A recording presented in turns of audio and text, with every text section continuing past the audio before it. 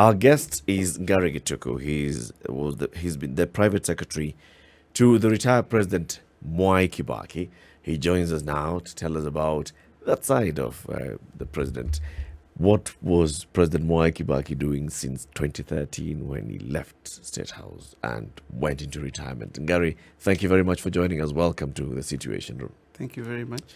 It's good to have you here, and it's good to have somebody who spent those years in retirement with the former president. I'm sure now he had so much time.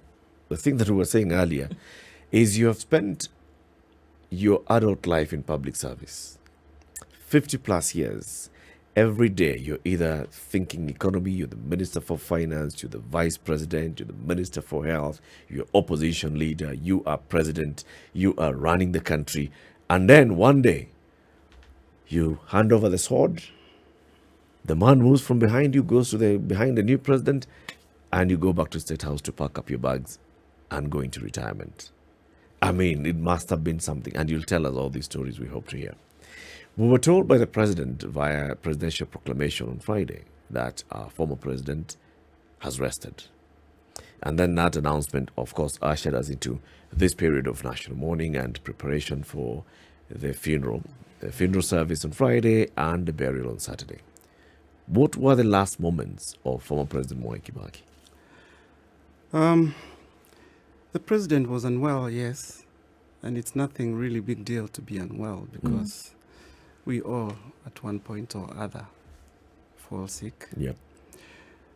But throughout his retirement, and even before, he's quite a discreet man. And that's the character of his family as well. So I would like to simply say he was unwell. And the time came. He was not also young. And people of his age, many of them have one or other thing, they suffer from. Yep. And like any other mortal, he succumbed like any other man would succumb. It becomes a duty of the president of the day to announce that kind of eventuality. But I would say you must credit us because we did not want to shout, quite in character with who we serve, President Mwai Kibaki. Yeah. In the final days of former President Daniel Arap Moi, the family then came out to tell us, okay, so the former president had been unwell and he died peacefully. And this is after the president, of course, had done the job of the presidential proclamation. Yeah. In the case of Mwai Kibaki, was he at home? Was he in hospital? Hospital. Okay. Okay. Good enough. We understand, of course, the family wants to. Dad Mzee has rested. The country is moving into that era. The president has rested. You took over as private secretary to the former president, which is a legally recognized role. You're actually serving the state in this job. Yes. You are not working for Mwai Kibaki as, he pays you directly. We were paying you as a state. Yeah. This job, what is it? What is the job of a private secretary to the retired president? In a nutshell, a private secretary is the accounting officer at the office of the retired president. Your work is to ensure that things flow. Yeah? Coordination of every single thing that he needs to have done so that he's comfortable. He has he has a security detail. He has people who take care of him at home. He has people in various places who do this or the other. How are they coordinated? Is office working? If people want to speak to him, how do they come through? If there are programs that other people would like him to get involved in, like in my case, until his demise, His Excellency was the patron of Millennium Water Alliance. And for 2 terms of 2 years each, he was the special envoy for water for UNESCO in Africa. So coordinating all those roles, and sometimes the state would like him to get involved in this or the other. You remember, soon as he retired, he's the one who unveiled one of the bypasses, right? As President Moi, late President Moi was unveiling the other. Yes. And in the act, the presidential act that defines the roles of a retired president, they are required to be on standby because the president, the sitting president, can require them to do one or other thing for the state. In any case, like Eric rightly says, we are state officers employed by Kenyans, and therefore if we are called upon to do any other thing, it will be the right thing to do. Yeah. What did you hear from him, I mean, over those years? Because stories have already started to trickle in about the kind of manager he was, in terms of how his vision for the country then was delivered. So now here we have a different time period when he's out of that leadership position and onto a different lease of life. How then did he present himself? Did he talk about his achievements when he was president and before? Did he wish he had done things differently? Did he wish he had done more? How was that conversation? Interesting you asked that. I know that from 2 points of view. One, few snippets from him directly, and I'll come to that later, but a lot more from his acquaintances, the people who knew him from way back. But first, let me say this. Even if he achieved a feat that no other man has achieved, he would never come out thumping his chest. Never. Number two, the man was so sure-footed, so sure of who he was and what he wanted to be, that it didn't matter what other people did or said. He was not distracted. Never. But more importantly, he loved Kenya dearly and sincerely. I've had long chats with people like Matere Keriri, Nick Wanjohi, and a host of others who have known him for a long time. And the kind of things they tell you inform you that he's never wavered from what he thought about Kenya from when he was executive director for KANU back in the day before independence. I've had so many stories about him from Duncan Degwa, who I've known for years, and who is a repository of extremely classified information about Kenya and so on. That notwithstanding, a few things all indicate to you when you sit with His Excellency that there are certain things he's very satisfied with because he knows why they were proposed and why they were done. For example, when it comes to infrastructure, there's no doubt that in his thinking, when you sort out the infrastructure, you have really set the stage for real development.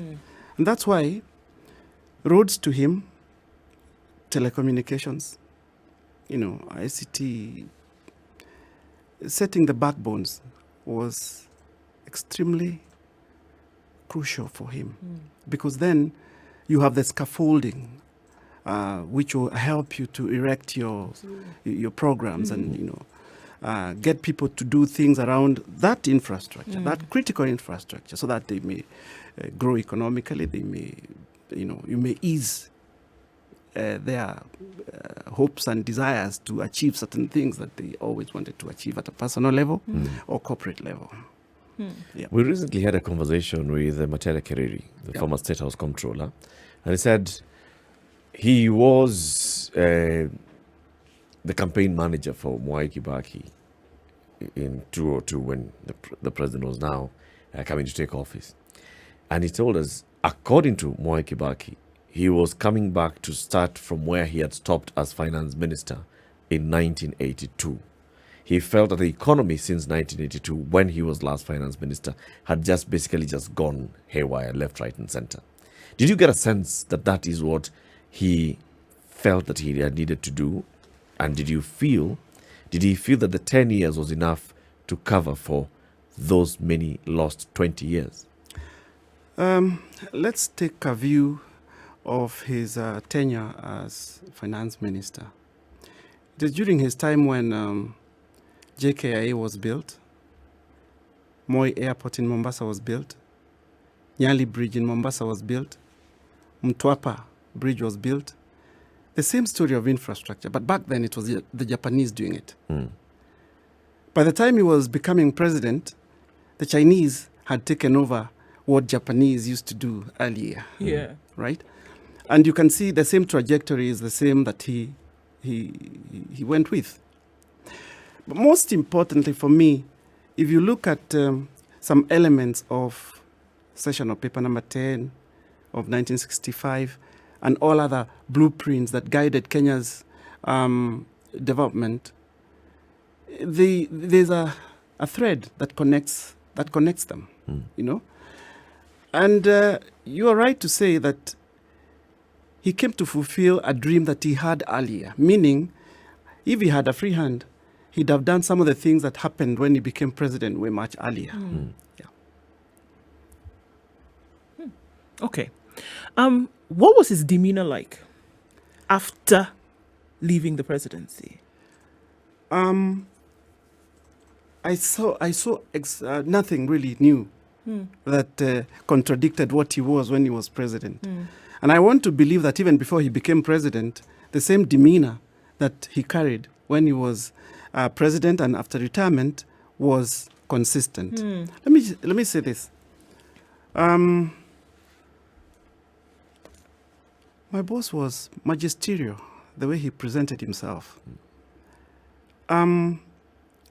Very careful about how he presented himself to Kenyans or to people. Very measured in the manner that he would talk, he would dress, right? Nothing luminous, no. Just, statesman kind of stuff. And that demeanor was not just external. It was in his DNA. Because even when he came to the office, when he was in retirement, he'd behave the same way he behaved when he was president. His language, choice of words, the way he dealt with people, same. Wacha yo, Ngari. Wacha yo. So there are moments when he tell you that. Well, his relationship with people was very interesting. It was compartmentalized. There are those that he was very fond of. Once in a while, he would hold your hand and walk around with you. There are those he was quite circumspect with. There are those that he loved debating stuff with, and there are those that he was easy with. An extremely intuitive gentleman who knew exactly who to deal with how. And very deep indeed, his insights. Not just an economist. Indeed, I would say a polymath, Someone who knew the world 360 degrees. Yeah. But did not necessarily have to say this or other for you to know that that's who he is. Right. Yeah. So the president had a home. He has a home in Muthaiga, home in Nyeri, home in Muigai, in Muthaya, and had an office. Yeah. And this is why you sat at the office. Yeah. So was the president coming to the office every week, every day? I'm getting back to that point. You are used to waking up every day, getting briefs, hearing conversations, giving instructions on what needs to happen, and then you have gone into retirement. How did he spend? Let's even start with the first year in retirement. Did he take a break? Like, it's about I'll take time. a couple of months off. Yeah. Couple of months. Then from early 2014, active again, quite active. Coming to the office every day. Yeah. And he had a full program? Well, full program in the sense that there are people who wanted to see him. There are people who couldn't see him when he was president as much as they would have wanted to see him. Right. Couldn't have spent with him the time they wished to spend with him because he was busy serving the state. Now, from that time, it was a good time for him to, attend to those things that he couldn't deal with. So were these private calls, business calls, or were they state calls?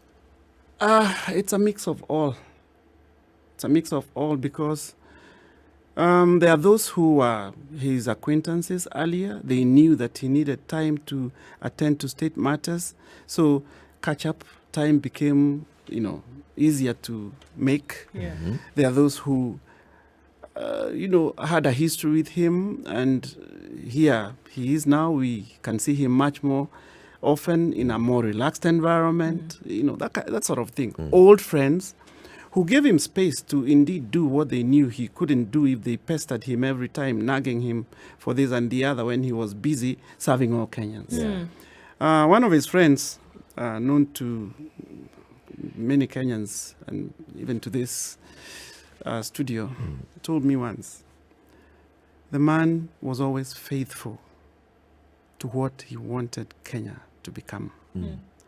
And therefore, those who knew him well, the best thing they could have done when he was president was to give him room to do what he always dreamt of doing for this country. Obviously, you knew him better after Yes. the presidency. You had a very close relationship with him. Did your thoughts of him change, or were your thoughts of him the same when he was president that they were then when you had this stint of being his private secretary? By the way, I didn't see him much when he was president. Yeah. No. But I still served him in other capacities. Government is huge. You can be given a corner to do your stuff there. But that corner and the job you're doing there is connecting with something else being done by somebody else to make the whole. But when he went into retirement and I became his director of communications after my predecessor, as it were, Mr. Isaiah Kabira, my friend, went to become an envoy in Australia. That's when I started, knowing him a little more. And within months of working for him, I was privileged to also serve as a PA. PA meaning, you attend to those small things that he wants to do. And thanks to Nick Wanjohi, he gave me the opportunity to do so and to get to know His Excellency better. He would call for this. He would ask to support a cause, but very quietly. I wouldn't even like to talk much about it because I would defile his desire to remain anonymous when he reaches out to causes that he believed in. He would be very jittery if he doesn't do things that he has promised to do. That's one thing I got to know, that very steadfast in his resolve to support causes that he was keen on promoting. Very keen on getting reports from various people, including those that he had helped at the family level, at the larger level of acquaintances that he knew, that he extended a hand to, and so on. And yes, nothing really changed. I only got to imagine how, when he was actively in office as president, he was reaching out to people and listening to them, because you can imagine everybody wants a piece of you. There's a government to run. There are other people who want favors. There are some who want to be known by the head of state, and they want to elbow their way in and stuff like that. And managing that kind of thing it's not easy. It cannot be easy. If I ask the same question in a different manner, Yeah. so did you endear yourself to him more then? Because now, apart from the 2 months where he took some time off and then now started to see people, you more or less saw him every day. I'll start a little farther than that. Back in the day, many years ago, when I was in Form 3, my father asked me to accompany him to a public rally where he had come to raise funds. And I was very keen because I was in Form 3. I knew you already start having ideas about who's admirable. You want to look for people who can inspire you to become something. Sure. And I was very anxious to see him. I thought he was late because I wanted him to come and I wanted to see him. I was among a crowd anonymously. So he came, raised money. But before he did, he challenged people on two fronts. One, these many cows, this zebu, that you graze by the roadside and waste so much time. Why can't you have one or two that you zero graze, you get enough milk, and you free your time to do things that benefit you financially? Number two, these rice husks you smolder all day. Surely, isn't there something else that you can do with them? Now, 40 years on, it's time people are beginning to do stuff with rice husks. Challenged 40 years ago. I didn't have the opportunity to tell him that story, though I wished I had told him earlier. That's where I began seeing an icon, an enigma that I admired. He said those things that I've just spoken about very eloquently. And even put in a Kikuyu word of those cows that look like they don't feed enough. They are called mutikai or something. I reminded my father the other day, and he's the one who actually remembered that, he called them mutikai. So I'm starting there because, yes, I knew he was a great man. But in terms of endearment, I doubt you can quite endear yourself to His Excellency. He's the one to pick you intuitively, by choice, if he thinks you amount to something. Wow. I am not sure he would be near sycophants who sing for him, praise Did you him, see through it? jesters and court poets and birds. That wouldn't be him. He would have to connect with you at a level where he believes you amount to something that he would like to work with, not the other way around. You wouldn't win him over by, platitudes and little talk and, king, you live forever, no. Long live the king, your majesty. Let's take a break and then we continue the conversations. Ngari Gituku was the private secretary to the retired president, the late Mwai Kibaki. He's here with us in the studio. He's telling us how the former president spent his days after retirement. What was he doing? What was his demeanor? What was he thinking of? What was his reflections looking back into his many years of public service and looking into the country and the direction the country is taking? That's what we are getting. Some gems from Ngari Gituku this morning. This is the Situation Room. Our guest is Ngari Gituku, former President Mwai Kibaki's private secretary in retirement. Ngari, you said there are many times when the former president would, at some moment, maybe hold a hand to someone and just sit you down and have a conversation. I imagine that you had several conversations with him over that, where he'd look back, reflect in public service, and look at things that he had done, and maybe just talk proudly of moments in his story or in his service. Well, a few of those moments when he would talk about what he did, what he achieved, and that's him. That's him. That's vintage him. He'd want to know what is going on at any one given time. Keep in touch with current affairs, news, very religiously, read papers and so on. But hardly ever refer to his time in government or criticize his successor. Never. But would he make a comment, even if it's not a criticism, like, make a comment about the current state of affairs? Well, he would look at something and say, well, I don't think that is right, but then it's not my time. He moves on and keeps quiet.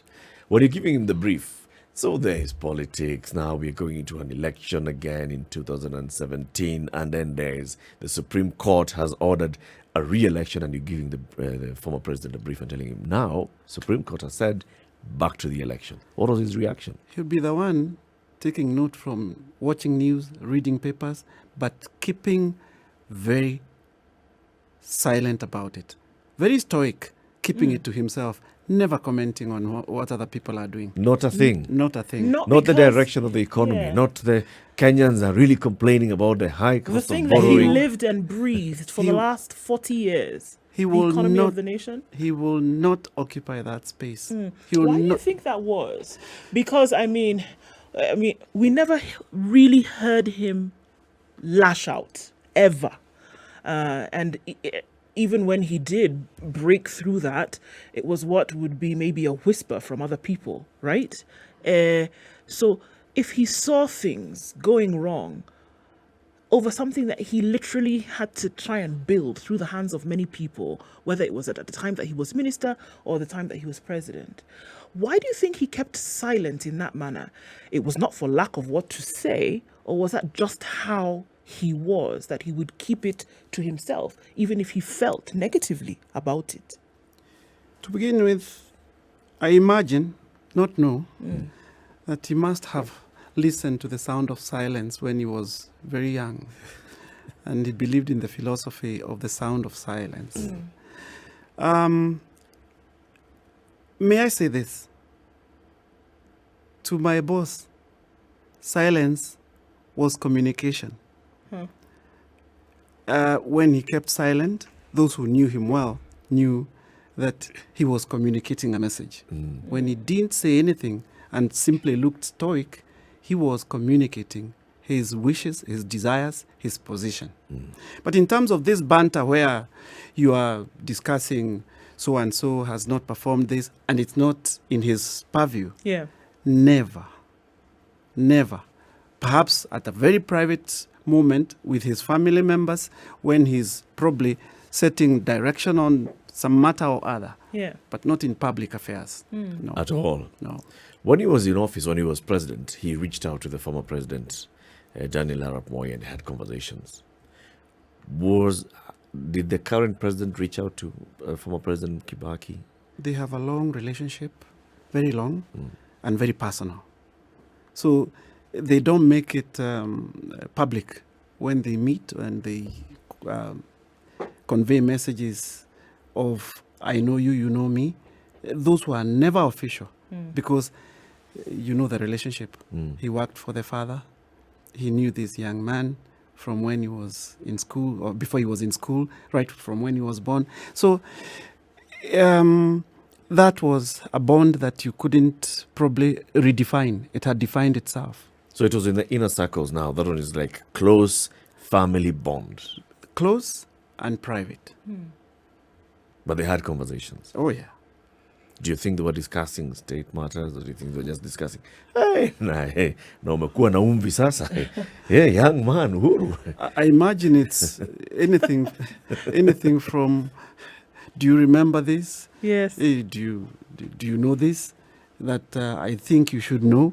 It's a further kind of thing, I would imagine, because not many people would be privileged to know exactly how that relationship panned out when they were just the two of them together.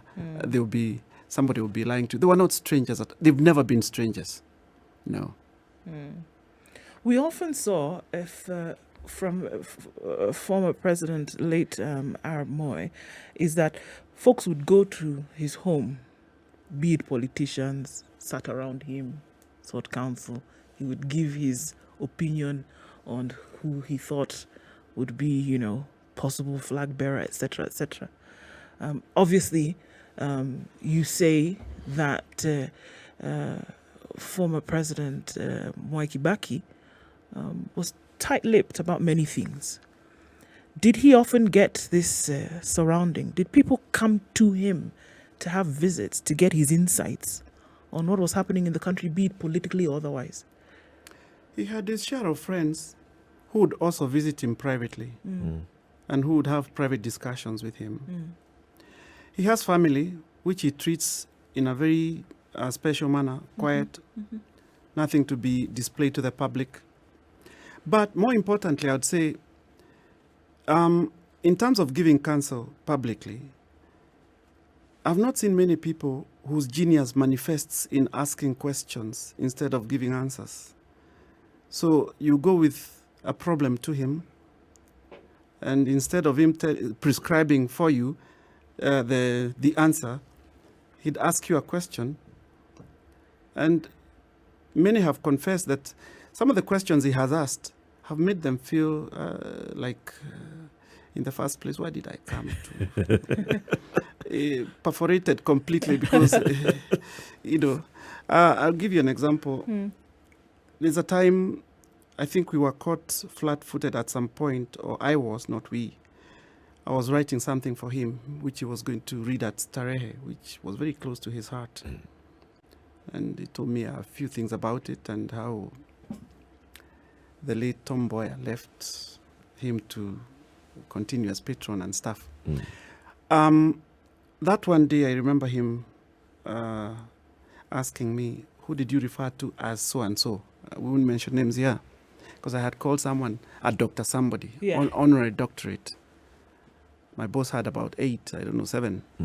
He never liked using them or referring to them. So I said, it's so-and-so.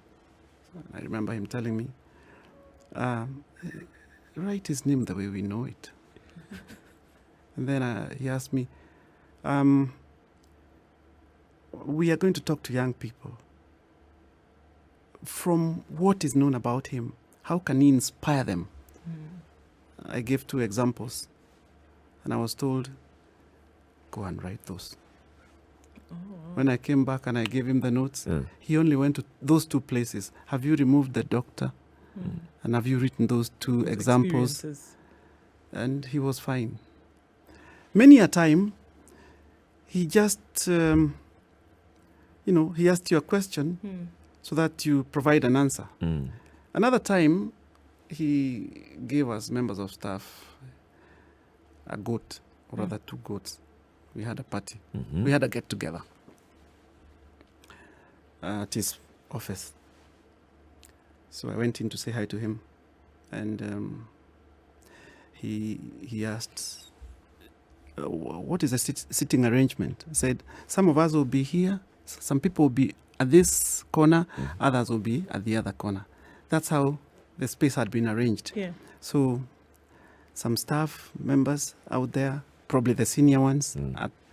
So he asked me, who will be sitting where? So I said, I think, what's the arrangement? Why do we have 2 spaces? I said, well, let me ask them to put everything together. And why did you, why was, because this is steep. So somebody thought that it will tire people out to put some, whatever. And then he says, is it a get-together?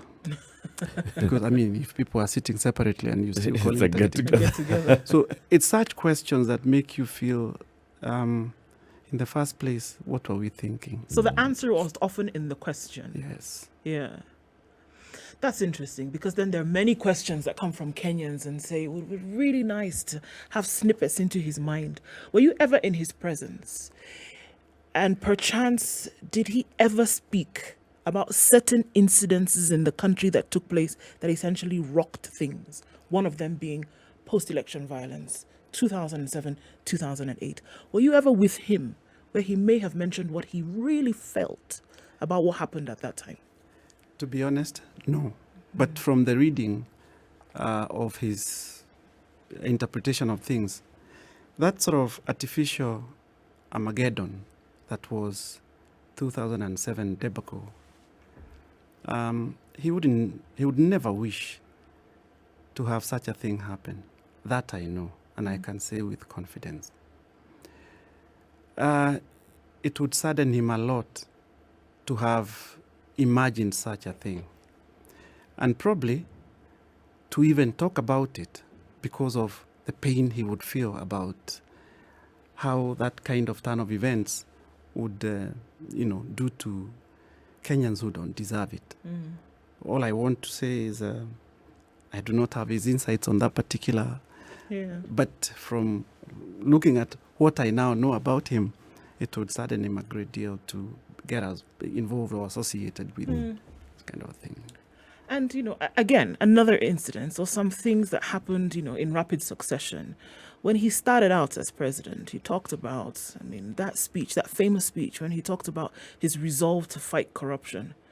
And then seeing things as they unfolded in the country later. Did he mention it? Did he speak about how he felt about the rot that corruption had created? You would see his attitude from the way he treated those who let him down. Probably he wouldn't even speak to some. As a way of saying, I gave you a chance, because that was him. When he gave you a chance, he expected you to deliver without being supervised.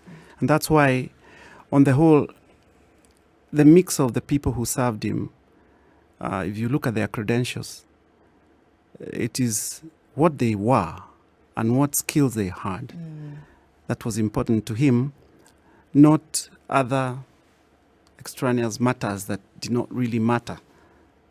Whether you were short or tall, as long as he knew you deliver. It wasn't about the tribe. No, never. Because there are many who even now look back and say, like in the first 5 years of the Kibaki presidency, it was tribal. And that's what led also to that whole tribal conversation around the 2007 election. I dare say, politics is a game of perceptions and so on, much as it is a game of numbers.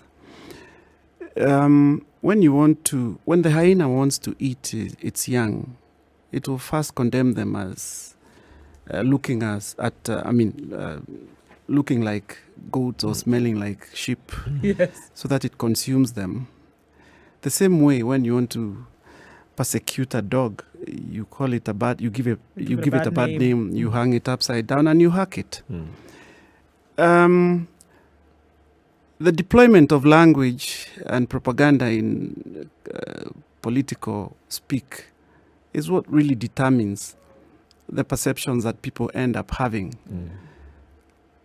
I would say for my boss, tribe has never been his capital for putting people where they belong. No. Or removing them from where they deserve to be. Yeah. Never a consideration at all. No. If you can deliver what he would like. For example, people ask me, which part of Ngari do you come from? I don't come from Ngari. I come from elsewhere. And it didn't matter to him. It didn't matter. No. So when you look back into those years of Kibaki in retirement, you're a storyteller, Ngari. Am I? I'm sure you'd have wanted to tell him, Mzee, from your experiences in Makerere to coming to helping to found and form KANU and founding the country, tell your story. Some of those who are very close to you have told their stories. Did you ever ask him, as maybe your private secretary, would you like me to organize so we can start documenting an autobiography or an authorized biography? It's coming. That is coming. He told us a few things about where he grew up, the sights and sounds of Gatuyaini, his experiences in Ngari High School, Mangu. He told us a story, and that story is documented. Other people have told us their perspectives of the same. The one thing that he won't tell you are those, he's not the kind to tell you, I was number 1 in Standard 1. Go and find out from others. I went to school. That's enough. Yeah, absolutely. At some point, he will tell you, find out, come. Then I verify whether what you have done, what you have said is the truth. It's true. So there's something coming up. It's unfortunate that we didn't manage to finish doing what we needed to do before he saw it himself. But he was very keen. And the other publications that are coming up also, in due course, Kenyans will be able to read about this or the other. Is it the job of the office of a retired president to document the work of a retired president? What are the other, apart from helping the former president in retirement, making sure that everything, like you said, is moving according clockwork? What other mandate should or does this office have? Now that you say it, probably post-presidency offices in Kenya in future may want to incorporate that aspect of documentation of certain material, although President Kenyatta has done well to put together a library and presidential library and museums department. But at a very personal level, there should be a microcosm of the same at the office of the retired president, so that he can choose people who he feels suit the bill to put together certain stories that then would feed into the bigger national conversations about President so and so and so and so. Because with time, we're still a young nation. With time, 500 years to come, people would want to know what thinking, what ideologies, what philosophies shaped the, the so and so's government and stuff like that. Absolutely. Yeah. In as much as he was, again, tight-lipped about how he performed, surely he must have felt a certain way about how the country performed under his leadership. Did he let that out? Did he discuss it? Not for any kind of self-praise or self-proclamation, but did he talk about his years as president? Did he talk about his years as finance minister, as health minister, as leader of Kano, as executive at Kano? Did he talk about those experiences, and then how did he feel about them? To be honest, it's people who spoke about them more than he did. If he wanted to feel the pulse of his choices when he was at the helm, he would get into a vehicle anonymously and drive on thicker road. Much more than talk. Oh, okay. That's how he felt the pulse of what he had done. Wow. As we now look at the former president has passed on, he's going to be laid to rest. What becomes of the office of the former president, Mwai Kibaki? Well, with time, it will have to fizzle out into the air, because you cannot have a big establishment serving Memory. but he still has edifices and institutions that need to be taken care of, things that need to be manicured, because he left a legacy. He left behind a trail of interests that need to be well taken care of. Sure. So there'll be lean staff, and to ensure that you do not kill everything that he had set up. His homes will have to be guarded. In fact, these become monuments where when you pass through there, you feel some things that boil, in you, in the sense that they bring to mind reflections of who he was and what he stood for and stuff. So yeah, the office will not. What's his position in law? After a former president has died, what is that transition process? What happens? There is a legal process of easing off some of the staff after several months. There are those other things that the state continues to take care of as a matter of responsibility. But I think that law is still growing, because we haven't had many post-presidency experiences.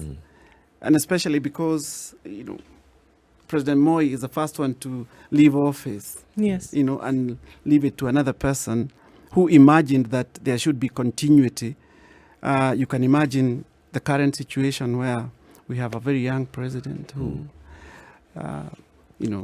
will need to do other things that will feed into his legacy and stuff like that. Yeah. So we need to rethink probably how we repackage that law so that it favors a bigger picture. Yeah. That can also be helpful to the way Kenyans will benefit from those offices and the experiences they bring and how they support or complement running presidencies. Okay. There's so much to be done in that area. It's quite an open-ended discussion. If you I'm ask sure me. your experiences will come in handy when it comes to fine-tuning this piece of law. This is a personal question to you, Ngari. Yep. You know, as somebody who has been here, who has served, do you think there should also be restrictions in law on what a former president should or should not do? In terms of? Like participation in politics, or to what extent, for example, they participate in politics Well, that, after retirement? that particular law, at least that aspect, denies you the opportunity to still, get into politics. Because you can imagine, when you still have an interest in how conversations about your tenure went, you can muddle about things. You also have levers that you can pull to make it to make it difficult for the serving president to do their thing. So it's only fair that that clause that limits you from participating in active politics kicks in. You retire, you retire. You retire, and you respect the person who has been there before you. It's only fair. You have your style, you had your way of doing things. Unless you served one term and you're seeking to you had serve. an ideology. Yeah. So Thank you very much. Ngari Gituku is private secretary to the retired president, Mwai Kibaki. Served him since the moment he retired up to his final moments. And thank you very much for joining us today, Ngari, for all these experiences and stories that you've told us. Asante sana. You've been able to do something that I haven't done in the past, putting me in the air. So I'll be serving you. You flew well. No, you did well. Thank You told a story of your boss in a way that he'd have wanted his story to be told. Well, I guess so. I guess so. I'll be giving an invoice for punishing me to